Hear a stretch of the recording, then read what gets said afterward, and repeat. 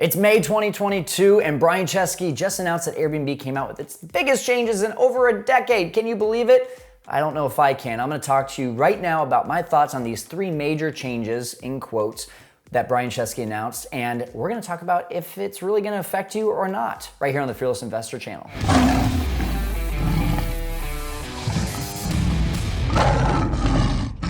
Hey, for those of you that are just joining in on our channel, we talk everything Airbnb and short-term rentals, and I'm always very transparent about my thoughts on everything. And I love Airbnb, but here's the thing is that I think this is just a publicity stunt. I think 2021, Airbnb came out with another publicity stunt, which was air cover for hosts and these 100+ innovation changes. And so my thought is, like, if that's not the biggest change in over a decade, how is 3 changes the biggest change in over a decade? Wouldn't 100 changes plus air cover, this big thing, which they were trying to hide as the Airbnb host guarantee, which is exactly what it turned out to be, but with way more not loopholes, but way more things that you need to do, more evidence that you need to provide, more tasks that you need to handle, and they promote it as this brand new thing, but it's really just the Airbnb host guarantee with a few bells and whistles, and they added maybe some Wi-Fi and pet fees and big whoop, right? So I kind of look at these same things right now, these 3 changes, which we're gonna talk about here in a second, as really the same thing, big whoop. It's just another way for them to get to the top of headlines, which is great for us as Airbnb hosts. I really like that. I like the fact that Airbnb is in the headlines. There's a reason this is a over $100 billion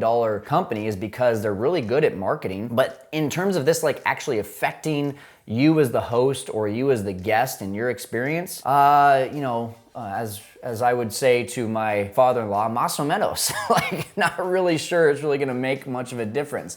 So let's go ahead and talk about those 3 changes. So the first change is air cover for guests. We had air cover for hosts come out with those 100+ changes back in 2021. And once again, my thoughts on that, you can see that on another video. I was very skeptical. It's been proven right that it really just is another version of the Airbnb host guarantee with more bells and whistles and more things that you have to do in order to provide evidence to actually get paid. The air cover for guests, I am a little bit concerned from a host perspective on this for a couple reasons. So first of all, the main things that they changed for this is, yes, the guest now has liability and coverage just like we do as hosts, but there's 2 things. There's a check-in guarantee. If the guest can't get checked in, or if they check in and it's something completely different than what they booked, they get refunded. Now, this absolutely should be already a foundation for the guests. I'm 100% on board with this. My problem with this is that there's a lot of user error when it comes to guests. And when we have check-ins, and especially these guests that, maybe they fly in at 11 p.m. at night and they're trying to check into our place, and we've given them very specific instructions, and they're either technology challenged or they don't know how to use a keypad. We provide videos, we provide very in-depth instructions, but we still have user error. And so if a guest checks in at 11 p.m.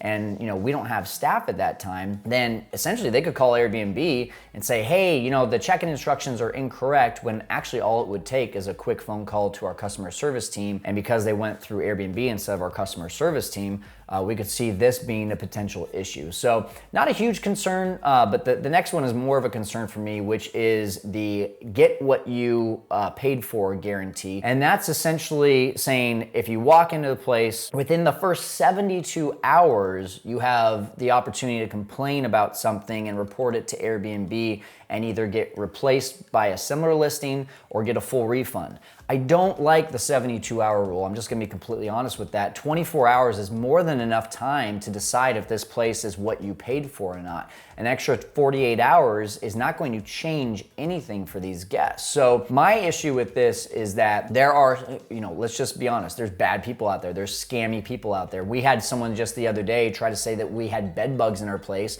When they took a picture of their bite, we could see in the background that the bed and the location that we were at wasn't even our place. They were trying to scam us. And so Airbnb coming in and saying, hey, you now have 72 hours and we're gonna take that seriously. I can see a guest booking for 3 days, staying for the entire 3 days, and then being like, oh, by the way, 3rd day, the place wasn't very clean, we want a full refund. And that's, if Airbnb does that, if they have, which by the way, I've been very vocal about this as well, with their customer service reps, it just depends on who you get on the phone, whether they are experienced or not. And I've found that that completely determines what the experience of the host and the guest is going to be. when they call Airbnb customer support. So if you get the wrong Airbnb customer support rep on the line and they're in favor of the guest and they don't take this up to a higher power, and then suddenly you see, hey, we're refunding the guest before even calling the host to try to resolve it, that's gonna be a big issue in my mind. So we'll see what happens with this. We'll see how much they involve the hosts. My concern is that they're not going to involve hosts enough on this,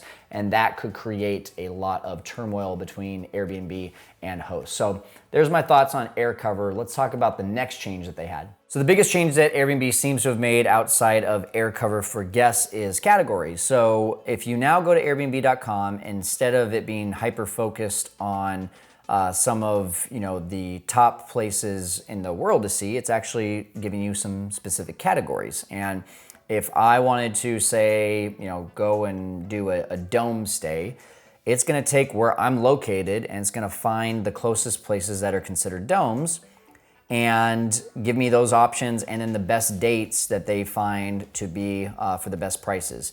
So the real question is, as a guest, is this cool? Yeah, absolutely. I know right away for my wife and I, if we're looking for a unique stay, it's a Thursday, we last minute decide that we want to go somewhere, we're probably gonna say, yeah, how cool would it be to do a tiny home?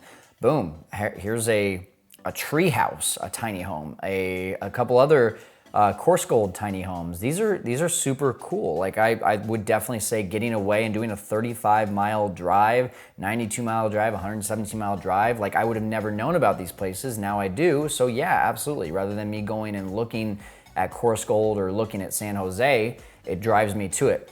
For that reason, I think people with really unique stays are going to see more bookings, and that's really awesome. But what's the percentage of people that really have these kinds of unique listings? It's very low. So if you're a host right now, I would say try to look into having one of these unique stays, making sure that it shows up in this search. I would contact Airbnb. In fact, if you have, call it in San Jose, a tiny home and your place isn't showing up in this search, then yeah, call Airbnb and figure out why isn't it showing up. Make sure that you're actually showing up. But does it make a huge difference? No, not necessarily for those with the common Airbnb. The thing that did show up for me that I thought was very different is the way in which people now view when they're looking at a location. So I'll just take, for example, Bass. This is one of the areas that we're in as well. And let's say I want to stay, I don't know, let's go a little bit further out so we have more options. The 18th to the 22nd of August, and I want to go for, call it 6 people. Before, Airbnb used to have one listing over here on the left-hand side, and it would give you the title, it would give you the bed count, the bedroom count, the bath count, it would show you who is hosting it, it would show you the total price, it would show you the nightly rate, it would show you all these different pieces of information. Now, let's be honest, this is boring. We now see 2 listings per line rather than one listing, and now we have vague information rather than detailed information. So I no longer see the name of the listing. I no longer see how many, they just added this. I'm so glad they've already done this. I literally 2 days ago was looking at it. It only showed the beds instead of the bedrooms. So Airbnb probably was getting some flack for that. So they're already making changes. So I am confident that Airbnb will make these changes, but it was actually saying before only 4 beds and wasn't saying how many bedrooms. Now it does say how many bedrooms. It still doesn't say how many baths. So this is definitely something that I'm looking at and I'm thinking, well, now I have to click on this to figure out A, the name of the place, and B, the number of bathrooms that it has. So that's one extra step that I have to take as a guest, which is a little bit frustrating from a guest standpoint, but from a host standpoint, this makes it even more important to have a few things really dialed in. So people are going to search you based on your location, right? They're then going to likely filter you out if they are decent at looking at Airbnb. They're gonna likely filter you out based on a certain price. And then they're gonna wanna search for an entire place. And then some of you, they're also going to, if you're like me, I always only look for super hosts to stay with. And so now this narrows it down. And so I wanna be in a good price range. I wanna have a good competitive price. I wanna be a super host. I wanna be in the specific location. Obviously you can't change that. But now I wanna have a very sexy first picture that is going to attract people to my listing right away. And you know, some of these pictures are great. In fact, you're seeing some of my listings. I'm not going to point out which ones. I'll let you make that decision. But some of them are really great and some of them are just kind of okay. Like this one, a lot of dead grass, probably wouldn't stay there. This one, beautiful hot tub that's built into the deck and an amazing view. Yeah, I'm going to probably click on that one. And this is why the picture and now the reviews and the price become even more important, so that at that point I've made so much of a decision that if I click on it and I see, hey, there's 3 baths, that's exactly what I'm looking for, great, now I'm gonna book. Or hey, there's only 2 baths, I actually wanted 3 baths. That's a little bit of a letdown, but oh well, I'll go ahead and do it because I was so dedicated to this picture, and the price and the reviews look amazing as well. So this as a host is where I would be focusing more on, is making sure that that first picture and the price and your reviews are amazing. The last thing, the last change I think is the least impactful of all of this, and that is the split stays. And the reason I think it's the least impactful is because it's not user-friendly at the moment. If they make it more user-friendly, it's going to be something that I think will make a big difference. But right now, in order to have the split stays show up, a few things have to happen. One, you have to have at least a week selected. So right now I have 18th to the 22nd. I'm gonna do 18th to the 26th. There has to be, there's some basically verbiage out there that makes it sound like it has to be less than 300 stays. I'm not completely sure that that is absolutely correct. I'm gonna actually test that here in a second.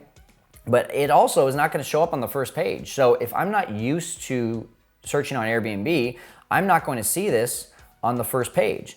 I actually have to click on the 8th page or the final page in order to actually see it pop up. And even in some areas, if you notice here, it's not even popping up. And so if I go now and I try this, and this is why I'm saying this is not a very user-friendly process. So if I go to Fresno instead, which is also one of my markets, and I do the same dates, and I do that exact same process that I just showed you, which is going to the final page and then scrolling down, now I see the split stays. So, you know, again, it's a new thing, it's a different technology, so I get it. There's probably gonna be some bumps, but does that seem like a very friendly guest experience? No, probably not. So, but the whole idea behind the split stays is cool. You know, you wanna stay in Fresno or Clovis for more than a week. Instead of staying at one place, why don't you switch it up and experience 2 different places? And it shows you, if you highlight over this, right on the right-hand side over here, how far away they are from each other and how convenient it would be to be able to just try a different location. Meanwhile, this one would be a little bit more drastic and maybe you want to try a different area. But again, I don't think it's going to have that much of an impact because, again, it doesn't seem like a very user-friendly experience. More than ever, I want to hear your thoughts on all these changes. Please comment down below on this video and let me know if you need any clarification on these changes as well, and I will do some research for you.